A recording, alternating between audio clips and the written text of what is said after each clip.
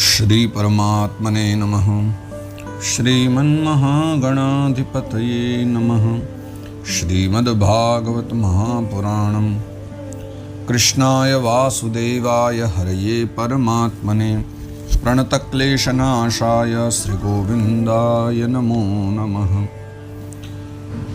यो ब्रह्मरुद्रशुकनारदभीष्ममुख्यै आलक्षितो न सहसा पुरुषस्य तस्य सद्यो वशीकरणचूर्णमनन्तशक्तिं तं राधिकाचरणरेणुमनुस्मरामि। जय सिया राम, जय श्री कृष्ण। भगवत चरणों में बारंबार वंदन प्रणाम करते हुए आइए आज भागवत यात्रा के 11वें अध्याय को हम आरंभ करते हैं। भगवान श्री कृष्ण द्वारका जाने के लिए तैयारी कर रहे थे, जहां कुरुवंश की नारियों ने उनके अचिंत्य स्वरूप का विवेचन किया, भगवान के उस अव्यक्त परमात्मा स्वरूप का विशद वर्णन किया। अब उसके आगे की चर्चा है, जहां भगवान द्वारिका पधार रहे हैं और भगवान का द्वारिका में बहुत भव्य स्वागत किया जा रहा है। सुखदेव बाबा वर्णन करते हैं। श्री परमात्मने नमः। श्रीमद्भागवत महापुराणं प्रथम स्कंदः अथैकादशोऽध्यायः। सूत उवाच आनर्तांस उपव्रज्य श्रद्धान् जनपदान् स्वकान् दद्मौ दरवरं तेषां विषादं शमयन्निव। भगवान श्री कृष्ण कन्हैया अब जो है द्वारिका पहुंच गए। यात्रा करते हुए हस्तिनापुर से भगवान द्वारिका चले आए और आनर्तान यानी आनर्त भगवान का जो देश है, आनर्त में पहुंच करके और श्रद्धान जनपदान जो उनके अपने निज लोग हैं, अपने प्रियजन हैं, भगवान ने उन सब के विरह को दूर कर दिया। वो जो सब विरह वेदना में थे, भगवान के आने से उनकी विरह वेदना दूर हो गई। और वहाँ आकर के फिर भगवान ने क्या किया कि सबको शांत करने के लिए, सबको ये बताने के लिए कि हम आ गए हैं, भगवान ने अपना पांचजन्य नामक शंख बजा दिया। और भगवान के उस पांचजन्य की ध्वनि को सुन करके सभी दौड़े दौड़े भगवान के दर्शनों के लिए आने लगे। सब लालायित हो गए भगवान को देखने को। स उच्चकाशे धवलोदरोदरोऽप्युरुक्रमस्याधर शोणिमा दाद्मायमानः करकंज संपुटे यथाब्जखंडे कलहंस उत्स्वनः। भगवान श्री कृष्ण कन्हैया जब अपना शंख बजाने लगे तो उसी समय क्या हुआ कि वो जो श्वेत श्वेत शंख है भगवान ने अपने मुख पर लगाया, तो भगवान के होठों की लाली उस श्वेत शंख पर ऐसी शोभा पाने लगी। वो लाल लाल रंग ऐसा लग गया शंख में, जैसे कि ऐसा लगने लगा कि मानो कोई लाल रंग के कमल पर बैठा हुआ जो कोई राजहंस है, वो जो है उच्च स्वर से निनाद कर रहा है, उच्च स्वर से ध्वनि कर रहा है, गान कर रहा है, ऐसा लगने लगा। तमुपश्रुत्य निनदं जगद्भयभयावहं प्रत्युद्ययुः प्रजाः सर्वा भर्तृदर्शन लालसाः। जगत भय भयापहम, भगवान का जो शंख है वो भयभीत कर देने वाला है। किनको? जब युद्ध में भगवान खड़े होकर उस शंख को बजाते हैं तो लोग भयभीत हो जाते हैं, लेकिन यहाँ जब भगवान ने पांचजन्य शंख बजाया तो सारे की सारी प्रजा प्रसन्न हो गई कि हमारे द्वारिका नाथ आ गए हैं। और सब भगवान द्वारिका नाथ का दर्शन करने की कामना लेकर के दौड़ पड़े और सब दौड़े दौड़े चले आ रहे हैं भगवान का दर्शन करने के लिए। तत्रोपनीत बलयो रविर्दीपमिवाद्रुताः आत्मारामं पूर्णकामं निजलाभेन नित्यदा। शुभदेव बाबा एक बड़ी प्यारी बात कह रहे हैं यहाँ पर कि देखो, श्री कृष्ण कन्हैया तो सदा सर्वदा ही नित्यदा, निज लाभेन नित्यदा, यानी सदा सर्वदा से ही वो आत्माराम है, पूर्ण काम है। उन्हें कोई अधूरापन उनके जीवन में नहीं है। श्री कृष्ण तो साक्षात नारायण है, अपूर्ण सब कुछ है उनके पास में, और वो पूर्ण भी हैं, कोई कमी भी नहीं है। लेकिन फिर भी लोग उनको विविध प्रकार की भेंट दे रहे हैं। जब ठाकुर जी हैं, क्यों दी जा रही? जैसे कि सूर्य पूरे संसार को प्रकाशित करने वाला है, लेकिन फिर भी हम लोग क्या करते हैं, सनातन धर्म वाले हम सब, कि हम छोटा सा दीपक जला करके सूर्य देवता को दिखाया करते हैं। विचार कीजिए, करोड़ों करोड़ों सूर्यों के समान, करोड़ों करोड़ों दीपकों के समान जिसका बल है, ऐसे सूर्य नारायण के सम्मुख जब हम दीपक चढ़ा रहे हैं तो हमारी भावना ही तो है। वैसे ही श्री कृष्ण कन्हैया के सम्मुख सारे यदुवंशी जन जो हैं वो विविध प्रकार की भेंट धर रहे हैं, जबकि सारी भेंट तो उन्हीं में समाई हुई है, वो तो पूर्ण काम है। प्रत्युत्फुल्ल मुखा प्रोचुर हर्ष गदगदया गिरा पितरम सर्व सुहृदम वितारमिवार भकाः। द्वारिकावासी तो न जाने कितने दिनों से भगवान की प्रतीक्षा में लगे हुए थे, पर जैसे ही आज कृष्ण कन्हैया पधारे, ठाकुर जी आए, तो सब गदगद हो गए, एकदम वाणी सबकी गदगद हो गई और प्रसन्न हो करके सब अपनी अपनी वाणी में सब भगवान की स्तुति कर रहे हैं, उनसे प्रार्थना कर रहे हैं, प्रेम भरा व्यवहार कर रहे हैं। और सब ऐसे कर रहे हैं कि कैसे पितरम सर्वसुहृद इवार भकाः, जैसे एक अर्भक यानी एक बालक अपने पिता से तोतली वाणी में बात करता है, उसी प्रकार ये सारे द्वारिकावासी भगवान से प्रेम भरी वार्ता कर रहे हैं, प्रेम से भरी मीठी मीठी बातें कर रहे हैं। नताः स्मते नाथ सदांघ्रि पंकजम विरिंच वैरिंच सुरेंद्र वंदितम परायणं क्षेममिहेच्छतां परम नयत्र कालः प्रभवेत् परः प्रभुः। यदुवंशी कह रहे हैं कि भगवान हम आपके चरण कमलों की बारंबार वंदना करते हैं, क्योंकि इस संसार में अगर देखा जाए तो ब्रह्मा, भगवान शंकर और इंद्रादि देवता भी जो हैं वो जिनकी प्रशंसा करते हैं वो आप हैं, जिनकी महिमा का गायन करते हैं वो आप हैं। और आपकी अगर कोई शरण ले ले तो विचार कीजिए, आपकी शरण में आने वाले व्यक्ति का तो काल भी कुछ नहीं बिगाड़ पाता, काल भी भयभीत हो जाता है आपके द्वारा। तो इसलिए बहुत उत्तम यही है ना कि हम आप ही की सेवा करें, आप ही का दर्शन करें। तो इस कारण से इस संसार में कल्याण चाहने वाले को तो आपका ही आश्रय होता है, आप में ही गति होती है, इसलिए भी हम आपका स्वागत करते हैं। भवायनस्त्वं भव विश्व भावन त्वमेव माताथ सुरत्पतिः पिता त्वं सद्गुरुर्नः परमं च दैवतं यस्यानुवृत्त्याकृतिनो बभूवि मां। अब द्वारकावासी यदुवंशी कह रहे हैं कि हे प्रभु, त्वं सद्गुरुर्न परमं च दैवतम, आप ही हमारे सद्गुरु हो, आप ही हमारे परम, परमम यानी परम आराध्य हो, दैवतम यानी आप ही हमारे देवता भी हो, और त्वमेव माता त सुरत्पति पिता, आप ही जो है हमारी माता हो और आप ही हमारे पिता भी हो। तो आप ही के चरण सेवा करके हम कृतार्थ हो पा रहे हैं, इसलिए आप ही हमारा कल्याण करो। जब हमने ये कह ही दिया कि मात पिता तुम मेरे शरण गहो मैं किसकी, जब मेरे माता पिता आप ही हो ये हमने स्वीकार कर लिया है, तो फिर आप ही हमारा कल्याण करो, ऐसा हम चाहते हैं। अहो सनाथा भवता स्म यद्वयं त्रैविष्टपानामपि दूरदर्शनं प्रेम स्मित स्निग्ध निरीक्षणाननं पश्येम रूपं तव सर्व सौभगम। अहो सनाथा भवता स्म यद्वयं, जब से आप हमको मिल गए हो ना तब से हम सनाथ हो गए। पहले तो हम अनाथ थे, वस्तुतः हम सनाथ कब हुए? जब आप हमको मिले हो, क्योंकि आप इतने सुंदर हो, सर्व सौंदर्य से परिपूर्ण आपका ये मुखमंडल है और कितनी प्यारी मुस्कान के द्वारा आपकी स्निग्ध चितवन है, आपकी दृष्टि कितनी प्यारी है, आपका दर्शन कितना अच्छा है। और क्योंकि ये वाला जो दर्शन है आपका ये तो बहुत बहुत कठिनता से हो पाता है, योगियों के लिए दुर्लभ और महात्माओं के लिए भी दुर्लभ, देवताओं के लिए भी दुर्लभ, ऐसा स्वरूप हम देख पा रहे हैं। ये हमारे सौभाग्य, पश्येम रूपम तव सर्व सौभगम, हम अपने समस्त सौभाग्यों के द्वारा आपके स्वरूप का दर्शन कर पा रहे हैं।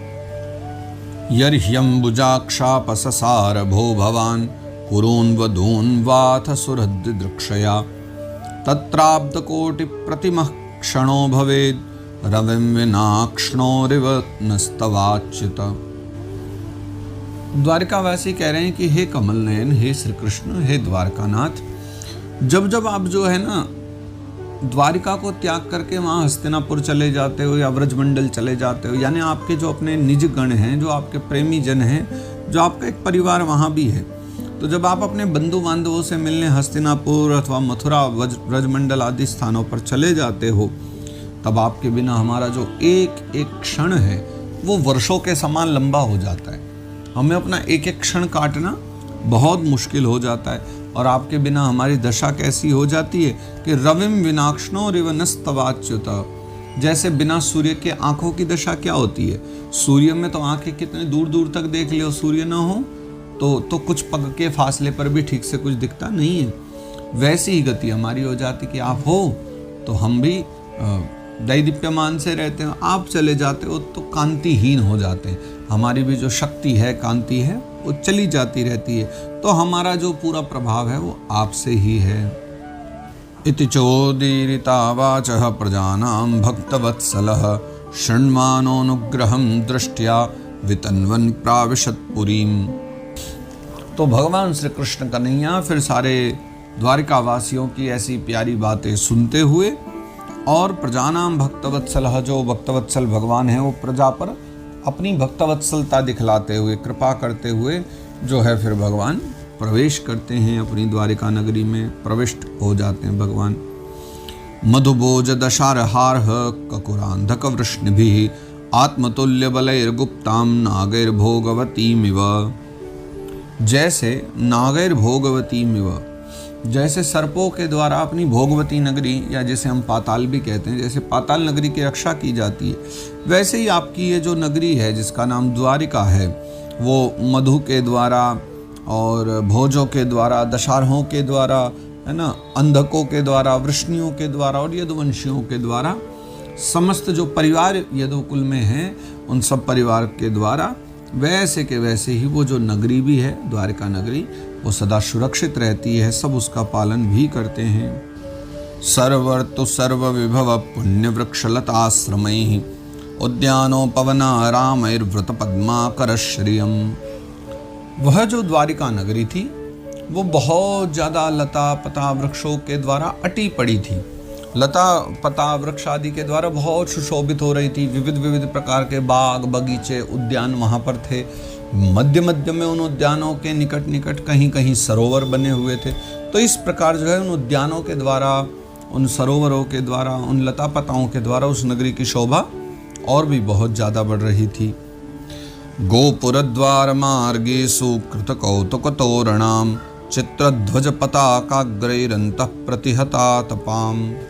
गोपुर द्वार मार्गेषु, देखो एक तो गोपुर कहते हैं कि जब नगर में प्रवेश किया जाता है तो जो बड़ा दरवाजा आता है ना उसे गोपुर कहते हैं। और द्वार यानी विविध विविध मार्ग में जो और कई द्वार पड़ते थे, तो गोपुर में और द्वार में कृत कौतुक तोरणाम, तोरण बांधी हुई थी, वंदनवार लगाई हुई थी, है ना, बहुत बहुत प्रकार के सुंदर सुंदर से द्वार सजा दिए गए थे। और चित्रध्वज पताकाग्रही, वहाँ स्थान स्थानों पर जो है ध्वजाएं लहरा रही थी, अंदर झंडे लगाए गए थे। और इसी कारण से वहाँ जो है इतनी अनुकूलता हो गई थी कि वहाँ न किसी को घाम लग रहा था न गर्मी लग रही थी, और बड़े प्रेम से ही सब भगवान श्री कृष्ण का दर्शन कर रहे थे। सम्मार्जित महामार्ग रथ्यापणक चत्वराम शक्ताम गंध जलैरुक्ताम फल पुष्पांक्षतांकुरैः। सुखदेव बाबा कह रहे हैं कि और द्वारिका को भगवान के आने से पहले ही जब पता चल गया था कि भगवान आ रहे हैं, तो झाड़ बुहार करके उसको बहुत सुंदर बना दिया गया था। चारों ओर कोई गंदगी नहीं है, स्वच्छता बहुत है, प्रेममय वातावरण है। हाँ, सड़क पर कुछ वस्तुएं पड़ी जरूर हैं, लेकिन वो क्या हैं, भगवान श्री कृष्ण के ऊपर चढ़ाए गए अथवा उड़ाए गए जो पुष्पों की पंखुड़ियाँ हैं और अक्षत हैं, चावल हैं, जो भगवान के स्वागत में उपयोग किए गए थे, वो पूरे राजमार्ग पर फैले पड़े हैं। उससे इतर बाकी का जो राजमार्ग है वो पूरा का पूरा बहुत सुखद है और बहुत सुंदर लग रहा है। द्वारि द्वारि ग्रहाणाम च दध्यक्षत फलेक्षुभिः अलंकृताम पूर्ण कुंभैर्बलिभिर्धूप दीपकैः।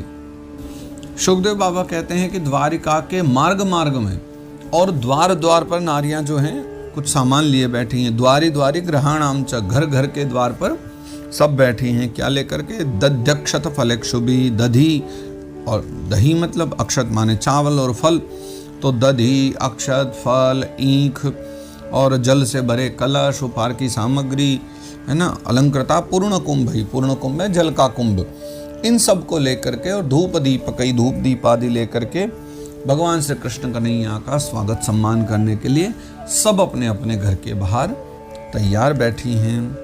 अब एक बड़ी अद्भुत बात हुई, बड़ा अच्छा हुआ कि निशम्य पृष्ठ मायांतम, सबने ये सुना कि हमारे कृष्ण कन्हैया द्वारिकाधीश वापस आ गए। तो ये सुनते ही वसुदेवो महामना, श्री वसुदेव जी महाराज, अक्रूरश्चाग्रसेनश्च, अक्रूर जी महाराज, उग्रसेन जी, और रामश्चाद्भुत विक्रम, अद्भुत पराक्रम वाले श्री बलराम भैया, वो भी, प्रद्युम्नश्चारुदेष्णश्च, शाम्बो जाम्बवती सुतः, प्रहर्षवेगोच्छतशित शयनासन भोजनाः। भगवान के पुत्र प्रद्युम्न, चारुदेष्ण, शाम्ब, जाम्बवती सुत जो शाम्ब जिनका नाम है, और प्रहर्षवेगोच्छ्वसित शयनासन भोजन।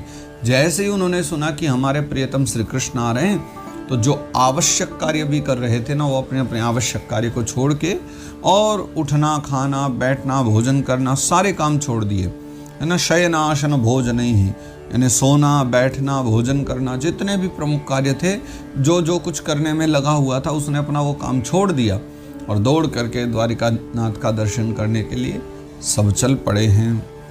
वारणेन्द्रम पुरस्कृत्य ब्राह्मणैः ससुमंगलैः शंखतुर्यनिनादेन ब्रह्मघोषेण चादृताः प्रत्युजग्मो रथैर्हृष्टा प्रणयागत साध्वशाः। तो इस प्रकार से जब भगवान का आगमन हुआ और सभी भगवत दर्शनों के लिए चल पड़े हैं, तो उन्होंने क्या किया कि भगवान के पुत्र आदि जो भी हैं, सबने गजराज को लिया, हाथी को लिया, और गजराज को आगे करके स्वस्तेन पाठ ब्राह्मण करने लगे। स्वस्ति वाचन का पाठ करते हुए जो हैं सब चल पड़े भगवान को लेने के लिए। और उस समय क्या हुआ कि शंख बजने लगे, तुरही बजने लगी, ब्राह्मणों के वेद पाठ होने लगे, और जो है फिर वो सब प्रसन्न हो करके, खुश हो करके अपने जो है रथों पर सवार हुए और बहुत ही प्रेम भावना के साथ भगवान की अगवानी करने चले। भगवान आ रहे हैं ना, तो उनके स्वागत करने के लिए सब अपने अपने रथों में बैठ करके चल पड़े। रथों में इसलिए क्योंकि द्वारिका बहुत बड़ी है और सबके भवन भी बड़ी दूरी दूरी पर हैं, तो रथों में बैठ के जाना पड़ेगा। तो सब भगवान का स्वागत करने के लिए मुख्य द्वार की ओर बढ़ रहे हैं। वार मुख्याश्च सतशो यानैस्तद्दर्शनोत्सुकाः लसत्कुंडल निर्भात कपोल वदन श्रियः। और जैसे भगवत दर्शनों के लिए या भगवान की अगवानी के लिए लोग जा रहे हैं, वैसे राज की जो बड़ी बड़ी वारांगनाएं हैं, बहुत बहुत सुंदर नारियां हैं जिनके कानों में लटके हुए कुंडल उनकी शोभा बढ़ा रहे हैं, ऐसी नारियां भी जो है बड़ी आदर बुद्धि के साथ पालकियों पर चढ़ करके भगवत दर्शनों की कामना से चल चुकी हैं। तद्दर्शनोत्सुका, भगवान के दर्शनों की कामना लेकर के, और भगवान के उत्तम श्लोक चरित्र का, भगवान के उत्तम चरितों का जो है गायन करते हुए सब चली जा रही हैं। तो आगे भी कह रहे हैं, नट नर्तक गंधर्वाः सूतमागध वंदिनः गायन्ति चोत्तम श्लोक चरितान्यद्भुतानि च। अब भगवान जब चले जा रहे हैं तो साथ ही साथ नट, नर्तक यानी नाचने वाले, नाट्य लीला दिखाने वाले, गंधर्वा यानी गाने वाले, सूत मागध वंदिना जो विरदावली सुनाया करते हैं राजाओं की, ऐसे सूत और मागध आदि गायन्ति उत्तम श्लोक चरितान्यद्भुतानि च, उत्तम श्लोक भगवान श्री कृष्ण के चरित्रों का जो गायन करते हुए साथ ही साथ चले जा रहे हैं। भगवांस्तत्र बंधूनां पौराणाम अनुवर्तिनां यथा विद्युपसंगम्य सर्वेषां मानमादधे।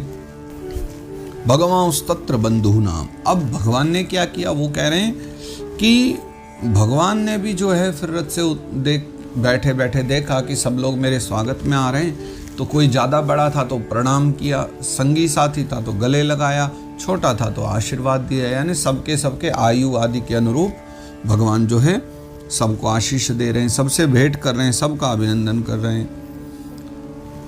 प्रहुवाभिवादनाश्लेष करस्पर्श स्मृते क्षणैः आश्वास्य चाश्वपाकेभ्यो वरिश्चाभिमतैर्विभुः।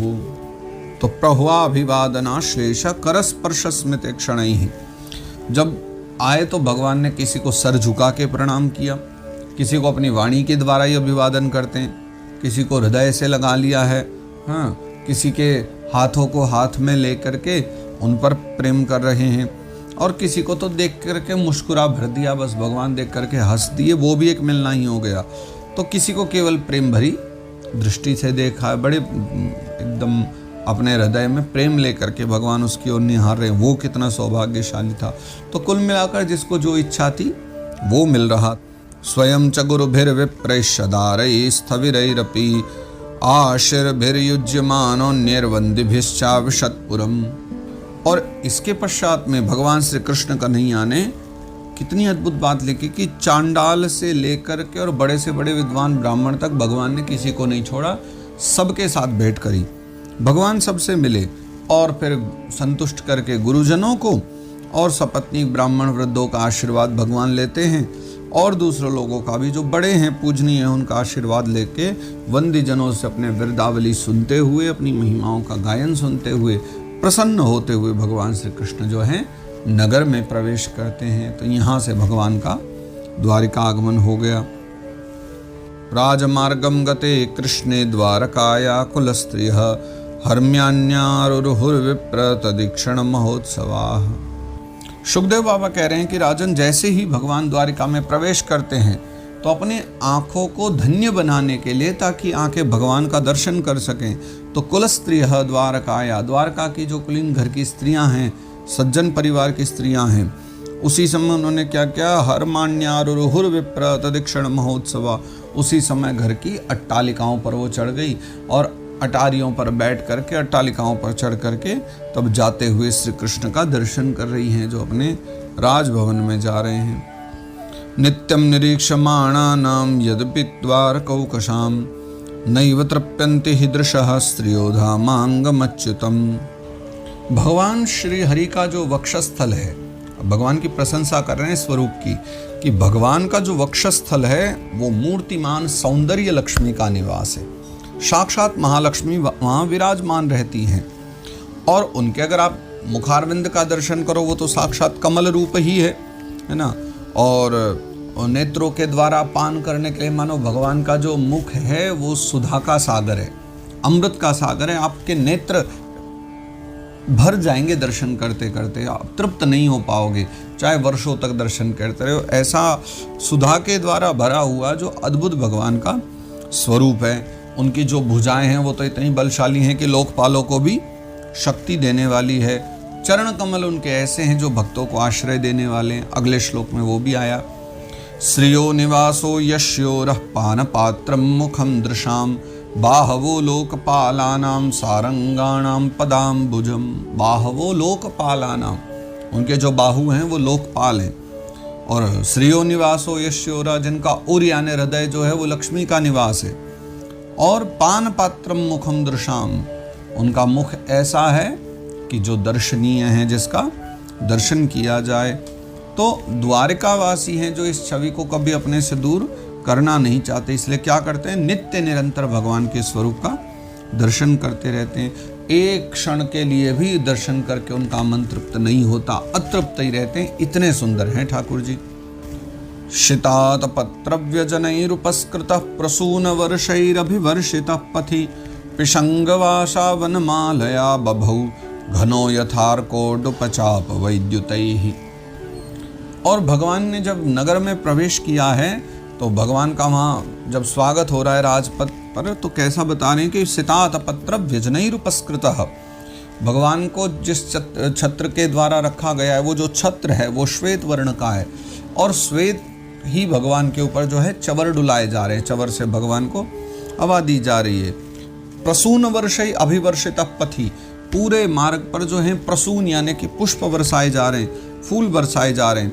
पिशंगवासा वनमालया बभौ, भगवान ने जो है पीतांबर धारण करा है और वनमालया बभौ, वनमाला धारण करी है, जो सदा भगवान को बड़ा ही प्रिय है। और घनो यथार्को डुपचाप वैद्युतैः, देखो भगवान की शोभा कैसे पा रही है, मानो कोई मेघगण जो है वो एक ही साथ सूर्य, चंद्रमा, इंद्रधनुष, बिजली सबके द्वारा सुशोभित हो जाए। कभी कभी ऐसा अवसर आता है ना, ऐसे मेघगणों के समान भगवान लग रहे हैं, मानो जिनको पूर्णता हो गई है, जिनके पास सब सेवक भी हैं, भक्त भी हैं। इस कारण से भगवान की इतनी अद्भुत स्वरूप का हम दर्शन कर पा रहे हैं। प्रविष्टस्तु गृहं पित्रो परिष्वक्तस्व मातृभिः ववंदे शिरसा सप्त देवकी प्रमुखा मुदा। और जैसे ही प्रविष्टस्तु गृहं पित्रो, पिता के घर में प्रवेश किया भगवान श्री कृष्ण ने, द्वारका में, यानी माता देव की वसुदेव के यहाँ। तो अपनी माता को देखा और बड़े आनंद से उन्होंने जो है स्वमातृ भी ही अपनी माताओं को प्रणाम किया। एक माता को नहीं, सारी माताओं को, जो पौरवी, रोहिणी, भद्रा, मदिरा, आलोचना, इला, देवकी, जितनी भी पत्नियां हैं वसुदेव जी की, वो सब भी तो माँ हैं श्री कृष्ण की। तो उनके चरणों में जाकर के ववंदे शीर्षा सप्त, वो जो सातों देवियां हैं, उन सबको जो है प्रणाम किया भगवान श्री कृष्ण ने। देव की प्रमुखामुदा, और देव की तो उनमें प्रमुख हैं, वो सबसे ज़्यादा प्रमुदित हैं क्योंकि कृष्ण कन्हैया उन्हीं के पुत्र हैं।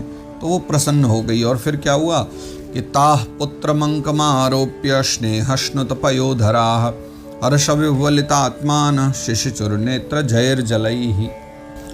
ताह पुत्र मंकमारोप्य, और अपने उन श्री कृष्ण को गोदी में बिठा लिया माताओं ने। स्नेहश्नुत पयोधरा, और जब उन्होंने उनको बैठाया तो प्रेमवश और वात्सल्य भाव के कारण मानो उन माताओं का जो हृदय है वो पुत्र भाव से भराया, ममत्व भाव से भराया, वात्सल्य उनके हृदय में उमड़ पड़ा। और हर्ष विह्वलितात्मान शिशिचुर नेत्र जैर्जलैः, उनका हृदय हर्ष से इतना विह्वल हो गया कि उनके नेत्रों से जो है वो आंसू निकलने लगे, और वो आंसुओं के द्वारा भगवान श्री कृष्ण का अभिषेक होने लग गया। नारियों के आंसू के द्वारा भगवान की सेवा हो रही है, भगवान का अभिषेक किया जा रहा है। अथा विशत्स्व भवनम सर्वकाममनुत्तमम प्रासादा यत्र पत्नीनाम सहस्राणि च षोडश। तो फिर माता पिता से आज्ञा लेकर के उनको प्रणाम करके समस्त भोगों से जो भरी हुई है, जहाँ सब प्रकार की सुविधाएं हैं, जहाँ बहुत ही उत्तम मन को लगाने वाले साधन हैं, ऐसे स्थान पर जो है भगवान जाते हैं। और कहाँ कि सहस्राणि च षोडश, जहाँ पर वो 16,100 धर्मपत्नियाँ भगवान की रहती हैं, सबकी अलग अलग व्यवस्था है। वहीं भगवान जो है उन सबका दर्शन करने के लिए, उनसे अथवा भेंट करने के लिए, मिलने के लिए वहाँ चले जाते हैं। पत्न्यः पतिं प्रोष्य गृहानुपागतं विलोक्य संजात मनो महोत्सवाः उत्तस्थुरारात् सहसा शनाशयात् शाकं व्रतैर्वीडितलोचनाननाः। पत्न्यः पतिं प्रोष्य गृहानुपागतं, जैसे धर्म पत्नियों ने सुना कि हमारे श्री कृष्ण द्वारिकानाथ वापस चले आए हैं, तो ये सुनकर के ही उनका जो है मन मानो महोत्सव की ओर चला गया। वो हृदय से बड़ी प्रसन्न हो गई। विलोक्य संजात, और अचानक एकटक उन्होंने भगवान को अपने निकट देखा तो ध्यान से वो खड़ी हो गई, जैसा बैठकर ध्यान कर रही थी। उत्तस्थुरारात् सहसा शनाशयात्, और अचानक से खड़े होकर के उन्होंने आसन को ही नहीं त्यागा, खड़े होकर, मतलब आसन को त्यागने के साथ साथ उन नियमों को भी त्याग दिया जिन नियमों का वो तब से पालन कर रही हैं जब से कृष्ण कन्हैया हस्तिनापुर गए हुए थे।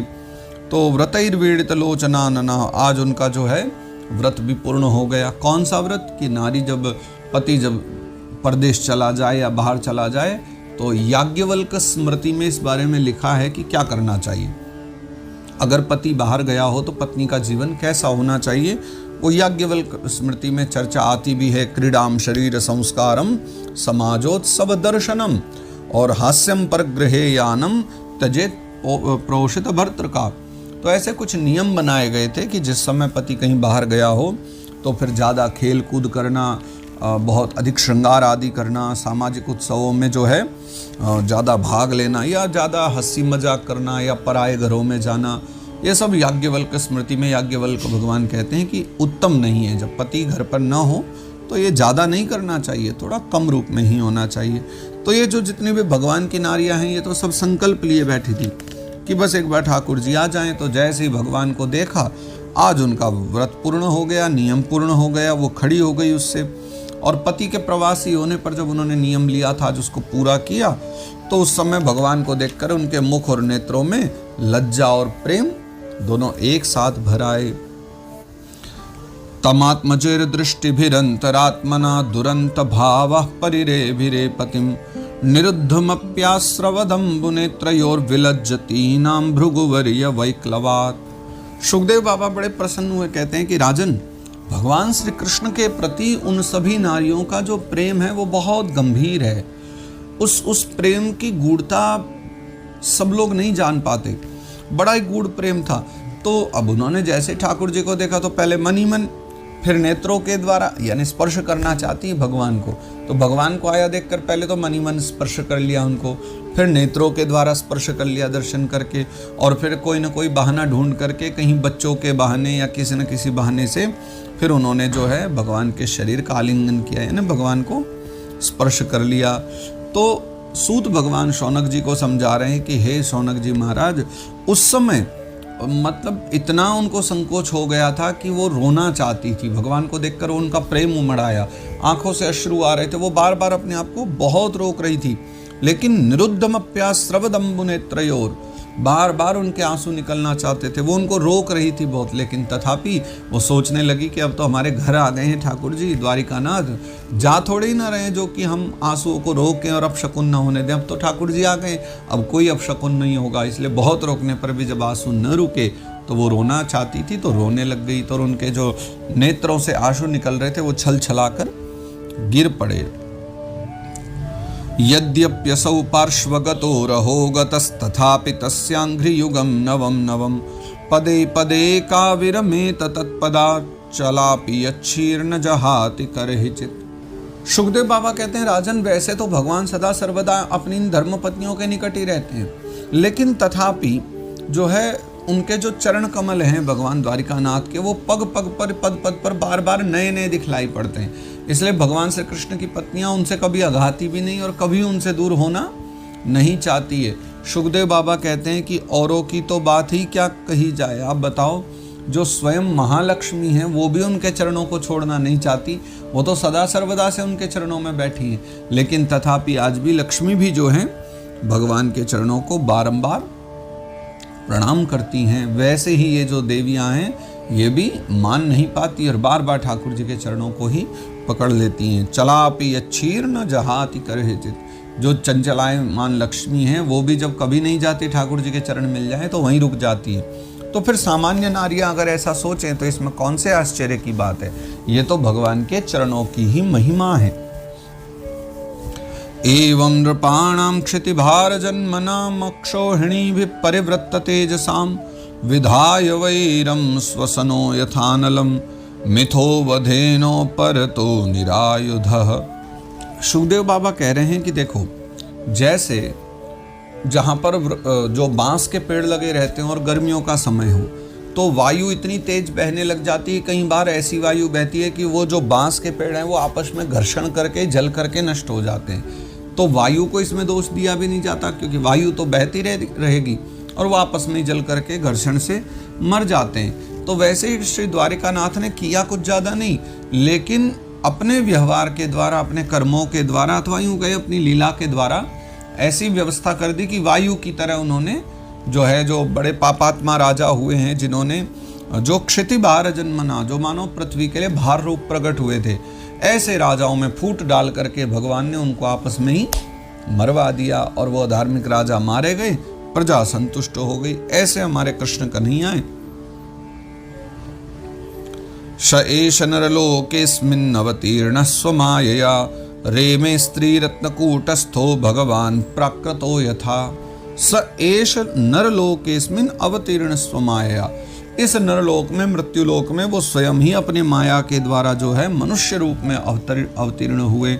लेकिन रेमे स्त्री रत्नकूटस्थो, उन्होंने हजारों हजारों उन सहस्रों रमणी रत्नों में, यानी स्त्री रूपी वो जो रत्न हैं उनमें रह करके भी भगवान ने एकदम भगवान प्राकृतो यथा, किसी सामान्य से, किसी साधारण से मानव की भांति भगवान ने अपना जीवन यापन किया। ये भगवान की एक बड़ी अद्भुत लीला रही।